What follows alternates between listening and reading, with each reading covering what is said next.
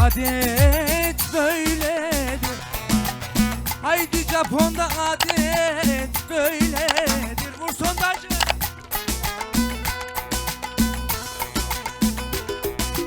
Makinist mi oldun maşallah. Koçlarım oynadırlar da aman havucası biledi. Hüdayda'da eski çötelim Hüdayda 500 altın yedim ben anam bir ayda.